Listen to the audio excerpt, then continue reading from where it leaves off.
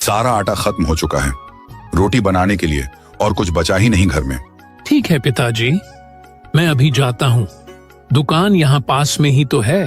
अरे राजू, रुक जरा। आटा लेते वक्त थोड़ा ध्यान रखना, अच्छी क्वालिटी का लेना। पिछले बार जो लिया था वह ठीक नहीं था। राजू आटा लेने चला जाता है। राकेश अपने दोस्त मोहन के साथ खड़ा होता है। तभी उसे राजू आते हुए दिख जाता है। अरे वह देखो, राजू आ रहा है। अभी उसको बेवकूफ बनाते हैं। अरे राजू, कहाँ जा रहा है भाई? राकेश भाई, पिताजी ने कहा है कि 1 किलो आटा लेकर आना है, तो मैं बस वही लेने जा रहा हूँ। अरे राजू, रुक जरा। तेरे पिताजी ने आटा नहीं, चावल मांगे हैं।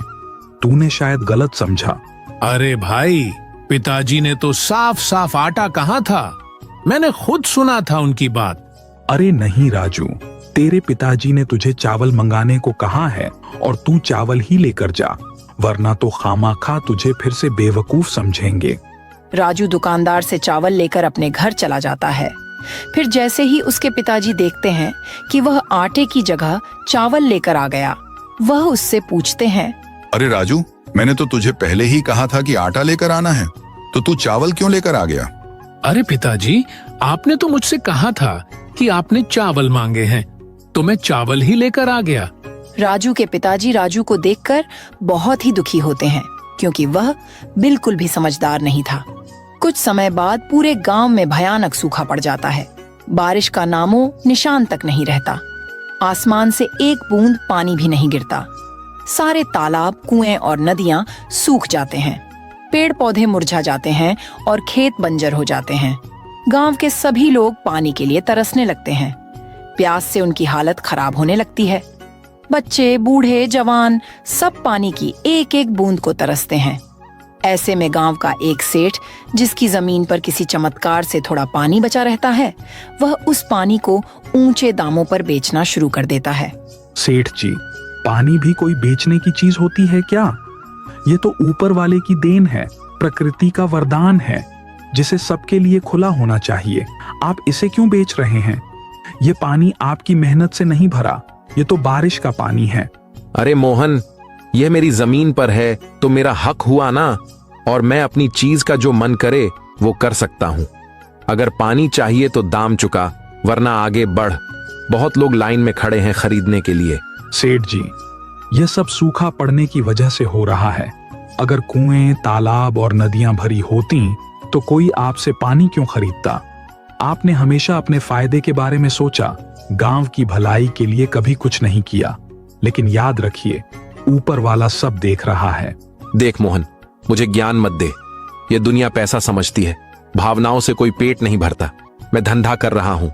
मोहन सेठ से एक घड़ा पानी लेकर चला जाता है। अरे बेटा राजू, जा सेठ जी के यहाँ से पानी लेकर आ। जब तक पानी नहीं आएगा तब तक खाना नहीं बनेगा। लेकिन पिताजी, सेठ जी बहुत महंगा पानी बेच रहे हैं। हमारे पास पैसे भी ज्यादा नहीं हैं। बेटा, गरीब आदमी के पास कोई और चारा नहीं होता। पानी तो चाहिए ही, चाहे जैसे भी आए। अगर आज पानी न लाए तो खाना कैसे बनेगा? पिताजी, यह कितना बड़ा अन्याय है। जो चीज सबकी है उसे सेठ जी अपनी जागीर समझकर बेच रहे हैं। अगर हमारे कुएं और तालाब न सूखे होते तो हमें उनकी दुकान पर जाने की जरूरत ही न पड़ती। राजू पानी लेने चला जाता है। अरे सेठ जी, एक घड़ा पानी दे दीजिए। कितने का दिया है? एक घड़ा पानी 10 रुपए का दिया है। अरे सेठ जी, रुकिए जरा, यह क्या माजरा है? कल ही तो आपने मेरे हाथ में एक घड़ा पकड़ाया था, और वह भी 5 रुपए में। आज सुबह सुबह दाम दोगुना कैसे हो गया? 10 रुपए का कैसे कर दिया? यह तो सरासर अन्याय है। अरे भाई, अन्याय अन्याय चिल्लाने से कुछ नहीं होगा। सुनो तो सही, पानी खत्म हो रहा है, समझे? टैंकर की आवाज आनी कम हो गई, नदियां सूख रही हैं, कुएं बंजर हो गए हैं। ऐसे में दाम तो बढ़ेंगे ही। कल 5 का था, आज 10 का है। ये बाजार का नियम है, मेरी मजबूरी है। लेना हो तो लो, वरना और लोग बेकरार खड़े हैं। राजू घड़े में पानी लेकर घर आ जाता है। कुछ ही दिनों में सेठ के तालाब का पानी भी पूरी तरह सूख गया, जिसके चलते अब पूरे गांव को पानी की भारी किल्लत से जूझना पड़ रहा था। हालात दिन ब दिन बदतर होते जा रहे थे। सामने रोजमर्रा की जरूरतों के लिए पानी जुटाने की बड़ी चुनौती खड़ी हो गई थी। इस गंभीर समस्या से निपटने के लिए सरपंच ने तुरंत एक कदम उठाया और सभी गांव वालों को एक सभा के लिए बुलाया ताकि इस संकट का कोई हल निकाला जा सके। हम सभी को पता है कि सेठ के तालाब का पानी भी अब खत्म हो चुका है। हालात दिन ब दिन बदतर होते जा रहे हैं। अब अगर हमने कुछ नहीं किया तो हमारा गांव भी इतिहास बनकर रह जाएगा। हमें कोई न कोई हल निकालना ही होगा। सरपंच जी, यह संकट तो पहले कभी नहीं देखा। खेत बंजर हो गए, मवेशी मरने की कगार पर हैं और लोग भूख प्यास से बेहाल हैं। कुछ न कुछ करना ही होगा, वरना हालात और बिगड़ जाएंगे। सरपंच जी, मैं सोच रहा हूं हमें उस रेगिस्तान की ओर जाना चाहिए जिसके बारे में हमारे बुजुर्ग कहते आए हैं। उन्होंने कहा था कि अगर पानी की असली खोज करनी हो तो वहां जाना होगा। हो सकता है वहां कोई ऐसा रास्ता मिले जिससे हमारा गांव बच सके। नहीं, वहां जाना सही नहीं होगा। क्या तुम्हें याद नहीं, हमारे पड़ोसी गांव के कुछ लोग भी वहां गए थे। पानी की आस में निकले थे, लेकिन आज तक वापस नहीं लौटे। वहां जाने का मतलब मौत को बुलावा देना है। पर सरपंच जी, हमें कुछ तो करना ही होगा। हाथ पर हाथ धरे बैठे रहने से कुछ नहीं मिलेगा। अगर हम डरकर यहाँ बैठे रहेंगे तो एक दिन पूरा गांव ही खत्म हो जाएगा। कम से कम हमें कोशिश तो करनी चाहिए। तुम्हारी बात ठीक है, लेकिन अभी हमें इस बारे में बात नहीं करनी चाहिए। वक्त आने पर हम किसी न किसी को वहां भेज देंगे। तुमने देखा बहन, तालाब पूरी तरह सूख चुका है। अब हम पानी कहाँ से लाएंगे? घर में पीने तक का पानी नहीं बचा और मवेशियों को भी पानी नहीं मिल रहा। अगर ऐसा ही चलता रहा तो हमारा गांव प्यास से मर जाएगा। हाँ बहन, मैंने भी देखा। हालात तो बहुत ही खराब होते जा रहे हैं। गांव में पहले ही पानी की समस्या थी, लेकिन अब तो बिल्कुल ही हद हो गई है। सरपंच जी ने बैठक तो बुलाई थी, लेकिन उसमें भी कोई ठोस हल नहीं निकला। क्या होगा हमारा? बहन, मगर करें क्या? बारिश भी समय पर नहीं हो रही और बाकी जलस्रोत भी सूखते जा रहे हैं। अगर कहीं पानी बचा भी है तो वहां तक पहुंचना आसान नहीं। राजू के पिताजी की तबीयत पानी न मिलने की वजह से बहुत ज्यादा खराब हो जाती है। उनकी हालत दिन ब दिन बिगड़ती जा रही है क्योंकि पानी की कमी के कारण उन्हें कमजोरी और थकान महसूस हो रही है। बेटा, अब तो लगता है कि इसी प्यास के साथ हमें जाना होगा। ये पानी की कमी अब हमारी किस्मत बन चुकी है। नहीं पिताजी, आप ऐसा मत कहिए। मैं आपको मरने नहीं दूंगा। मैं कुछ न कुछ इंतजाम जरूर करूंगा। जब तक मेरे अंदर सांस है, मैं हार नहीं मानूंगा। बेटा, सारा गांव पानी की समस्या से जूझ रहा है। मुखिया जी भी क्या करेंगे? जब खुद उनके पास कोई हल नहीं है तो हमें क्या रास्ता दिखाएंगे? नहीं पिताजी, मैं हार नहीं मान सकता। मैं अभी मुखिया जी के पास जाऊंगा, पंचायत से बात करूंगा, सरकार तक अपनी आवाज पहुंचाऊंगा। अगर जरूरत पड़ी तो कुआं खुदवाऊंगा, पहाड़ों से पानी लाने की कोशिश करूंगा, लेकिन आपको ऐसे तिल तिल मरते हुए नहीं देख सकता। राजू मुखिया जी के पास जाता है। मुखिया जी, आपको तो पता ही है कि गांव की हालत कितनी खराब हो चुकी है। हर तरफ सूखा है, खेत बंजर हो गए हैं, कुएं सूख चुके हैं और अब मेरे पिताजी इस हालत में हैं कि अगर उन्हें पानी नहीं मिला तो वे बच नहीं पाएंगे। राजू, तू बहुत मासूम है। मैं समझ सकता हूं कि अपने पिताजी को बचाने के लिए तू कुछ भी करने को तैयार है, लेकिन सोच, जब पूरे गांव में ही पानी नहीं है तो तुझे अपने पिताजी के लिए पानी कहां से मिलेगा? लेकिन मुखिया जी, इसका कोई ना कोई रास्ता तो होगा। हम ऐसे ही हाथ पर हाथ रखकर नहीं बैठ सकते। अगर पानी नहीं है तो हमें उसे खोजना होगा। मैं अपने पिताजी को मरते हुए नहीं देख सकता। बेटा, एक रास्ता है, पर वह रास्ता बहुत खतरनाक है। मैंने अपने बड़े बुजुर्गों से सुना है कि पास के रेगिस्तान में एक तालाब है, लेकिन वह कोई आम तालाब नहीं है। वहां एक जादूगरनी रहती है। वही गांव में पानी पहुंचाती थी, लेकिन वर्षों से कोई वहां जाने की हिम्मत नहीं कर पाया। अगर वह तालाब सच में मौजूद है तो मैं वहां जाऊंगा। मैं पानी लेकर लौटूंगा, चाहे कुछ भी हो जाए। बेटा, वहां जाना आसान नहीं है। जो भी वहां गया वह फिर कभी वापस नहीं आया। रेगिस्तान की रेत लील जाती है लोगों को और वह जादूगरनी उसकी शक्तियों का कोई अंदाजा नहीं है। राजू, मैं तुझे वहां अकेला नहीं जाने दूंगा। ये रास्ता खतरनाक है, लेकिन अगर तूने फैसला कर ही लिया है तो मैं अपनी बेटी को भी तेरे साथ भेजूंगा। तभी मुखिया जी की बेटी आती है। पिताजी, मैं तैयार हूँ। अगर गांव के राजू के पिताजी को बचाने के लिए मुझे इस रास्ते पर जाना पड़े तो मैं जाऊंगी। लेकिन मैं अकेले ही जा सकता हूँ। मैं तुम्हें इस खतरे में नहीं डाल सकता। नहीं बेटा, यह कोई साधारण यात्रा नहीं है। यह एक परीक्षा है और इसमें साथ देने वाला जरूरी है। मेरी बेटी निडर है और वह तेरा साथ देगी। मुखिया की बेटी और राजू दोनों रेगिस्तान की ओर निकल पड़ते हैं। अपने लक्ष्य की ओर बढ़ते हुए वे लंबे समय तक चलते रहते हैं, लेकिन अचानक एक भीषण तूफान आ जाता है।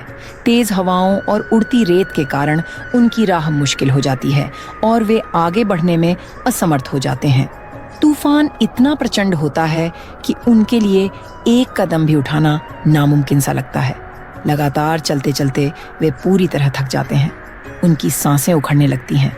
राजू, अब मुझसे और नहीं चला जाएगा। मैं बहुत थक चुकी हूँ। मुझे नहीं लगता कि अब और आगे बढ़ना सही होगा। अगर हम आगे बढ़े तो मर जाएंगे। यहाँ पानी नहीं है, रास्ता खत्म हो गया लगता है। हम कितनी देर से चल रहे हैं, लेकिन कुछ नहीं दिख रहा। नहीं रानी, हमें रुकना नहीं है। हमें आगे बढ़ना ही होगा, चाहे जैसे भी हो। अगर हम यहीं बैठ गए तो यकीन मानो मौत हमारे और करीब आ जाएगी। हमें किसी भी तरह से पानी ढूंढना होगा, वरना मेरे पिताजी। राजू, मैं समझ सकती हूँ कि तुम्हारे दिल में अपने पिताजी के लिए कितनी बेचैनी है, लेकिन अगर हम ही नहीं बचे तो उन्हें बचाने का क्या फायदा। मेरी हालत देखो, मेरे पैरों में छाले पड़ गए हैं, मेरी सांसें तेज हो रही हैं। अगर मैं और एक कदम भी चली तो गिर जाऊंगी। रानी, मैं जानता हूं कि तुम बहुत थक चुकी हो, पर हमें हिम्मत नहीं हारनी चाहिए। सिर्फ कुछ कदम और अगर हम रुके तो यकीन मानो हम दोबारा चलने की हिम्मत नहीं जुटा पाएंगे। अगर तुम कह रहे हो कि आगे बढ़ना जरूरी है तो मैं कोशिश करूंगी, लेकिन मैं वादा नहीं कर सकती कि ज्यादा दूर चल पाऊंगी। एक काम करो रानी, तुम यहीं रुको, मैं अकेला आगे जाता हूँ। पिताजी मेरे हैं, उनकी जिम्मेदारी भी मेरी है। तुम क्यों अपनी जान खतरे में डाल रही हो? अगर पानी हुआ तो मैं तुम्हारे पास आ जाऊंगा और तुम्हें ले चलूंगा। राजू रानी को वहीं छोड़कर तपती धूप में आगे चलता रहता है। वह बहुत थक जाता है, लेकिन उसे अपने पिताजी की याद आने लगती है। पर वह रुकता नहीं, वह चलता जाता है। कुछ दूर चलने के बाद उसे वह तालाब दिख जाता है। राजू तालाब के पास जाता है, तभी उसमें से जादूगरनी बाहर आती है। बेवकूफ लड़के, अगर तुझे अपनी जिंदगी प्यारी है तो यहाँ से चला जा, वरना मौत तेरे सिर पर मंडरा रही है। ये जगह तेरे जैसे कमजोर लोगों के लिए नहीं बनी। अगर तूने मुझसे भिड़ने की कोशिश की तो तेरी हड्डियां भी पहचान में नहीं आएंगी। मैं यहाँ अपनी जान बचाने नहीं, बल्कि अपने गांव के लिए आया हूँ। तुमने हमारे गांव का पानी क्यों रोक रखा है? मेरे पिताजी पानी की कमी से तड़प रहे हैं। अगर उन्हें जल्द पानी नहीं मिला तो उनका बचना मुश्किल होगा। तुम इंसान कभी नहीं सुधरोगे। तुम्हारे जैसे लोग पानी की कीमत नहीं समझते। पानी सिर्फ जीवित रहने के लिए नहीं, बल्कि एक अनमोल खजाना है, और तुम लोग उसे बर्बाद करते हो, बिना सोचे समझे बहा देते हो, यूं ही बेकार कर देते हो। मुझे यह बर्दाश्त नहीं, इसलिए मैं उन गांवों का पानी रोक देती हूँ जो इसकी कद्र नहीं करते। जादूगरनी, हमसे गलती हुई होगी, लेकिन प्यास से मरते हुए लोगों का क्या दोष? मेरा गांव अब पानी के बिना खत्म हो रहा है। बच्चे, बूढ़े, महिलाएं सब तड़प रहे हैं। मेरे पिताजी अब और नहीं सह पाएंगे। मैं तुमसे विनती करता हूँ, हमें पानी दे दो। अगर तुझे पानी चाहिए तो बदले में तुझे अपनी जान मुझे सौंपनी होगी। अपनी जिंदगी दे देगा तो तेरे गांव को पानी मिलेगा। राजू के चेहरे पर सन्नाटा छा जाता है। उसका दिल तेजी से धड़कने लगता है। उसकी आंखों के सामने अपने पिताजी की कमजोर हालत आ जाती है। सूखे होंठ, प्यास से तड़पता शरीर। वह जानता है कि उसकी जिंदगी उसके पिताजी से ज्यादा कीमती नहीं। कुछ देर तक वह गहरी सोच में डूब जाता है, फिर अचानक फैसला कर लेता है। ठीक है जादूगरनी, अगर मेरी जान देकर मेरे गांव को पानी मिल सकता है तो मैं तैयार हूँ। मेरी जान ले लो, लेकिन बदले में मेरे गांव को हमेशा के लिए पानी दे दो। मुझे नहीं लगा था कि तू इतना हिम्मती होगा। आम लोग अपनी जान बचाने के लिए कुछ भी कर सकते हैं, लेकिन तू अपने गांव के लिए मरने को तैयार है। मेरे लिए मेरे पिताजी और मेरे गांव के लोग सबसे जरूरी हैं। अगर मेरी कुर्बानी से उनकी प्यास बुझ सकती है तो इससे बड़ी खुशी मेरे लिए कुछ और नहीं होगी। पर मैं यह चाहता हूं कि मुझे थोड़ी देर के लिए अपनी दोस्त से मिला दिया जाए ताकि मैं उससे कुछ कह सकूं। ठीक है, जाओ, तुम उसे मिलकर आ जाओ। राजू रानी के पास जाकर, रानी, मेरे पिताजी से कहना कि उनका राजू बेवकूफ नहीं था, हिम्मत वाला था। उसने अपने गांव के लिए अपनी जान कुर्बान कर दी, लेकिन कभी हार नहीं मानी। और गांव वालों से कहना कि पानी अनमोल है, उसकी बर्बादी न करें, क्योंकि जिसे प्यास की सच्ची तकलीफ नहीं पता वह कभी उसका महत्व नहीं समझ सकता। नहीं राजू, ये तुम क्या कर रहे हो? तुम ऐसे कैसे जा सकते हो? हम कोई और रास्ता निकाल लेंगे, प्लीज मत जाओ। रानी, तुम बहुत बहादुर हो। तुम्हारा बहुत बहुत धन्यवाद कि तुम मेरे साथ यहाँ तक आई। तुमने हर कदम पर मेरा साथ दिया, मेरी हिम्मत बढ़ाई। लेकिन अब मेरी राह अलग है। राजू, अगर तुम नहीं रहे तो मैं कैसे रहूंगी? और तुम्हारे पिताजी का क्या? तुमने सोचा कि उनका क्या होगा जब उन्हें पता चलेगा कि उनका बेटा उनके लिए अपनी जान दे चुका है? मैं जानता हूँ रानी, यह आसान नहीं होगा, पर यह जरूरी है। अगर मैं अपनी जान देकर पूरे गांव को पानी दे सकता हूँ तो यह सौदा बुरा नहीं है। और हाँ, मैंने तुमसे झूठ नहीं कहा, पानी मिल गया है, लेकिन इसकी कीमत मेरी जान है। इतना कहकर राजू वहां से चला जाता है, अपने पीछे एक अनिश्चित भविष्य छोड़कर। उसी दौरान एक रहस्यमयी जादूगरनी प्रकट होती है जिसके पास असीम शक्तियां थीं। उसने राजू को अपने जादू के जाल में फंसा लिया और उसकी जान ले ली। लेकिन यह बलिदान व्यर्थ नहीं गया। राजू की जान के बदले में जादूगरनी ने पूरे गांव को पानी का वरदान दे दिया। सूखे हुए गांव में चमत्कार सा हो गया। जहां कभी पानी की एक बूंद के लिए तरसते थे, वहां अब पानी की कोई कमी न रही। रानी ने दुखी मन से राजू के पिताजी को सारी बात बताई। उसने कहा, राजू ने अपनी जान की कुर्बानी देकर पूरे गांव को पानी का तोहफा दिया है। उसका यह बलिदान हमें हमेशा याद रखना होगा। पिताजी की आंखों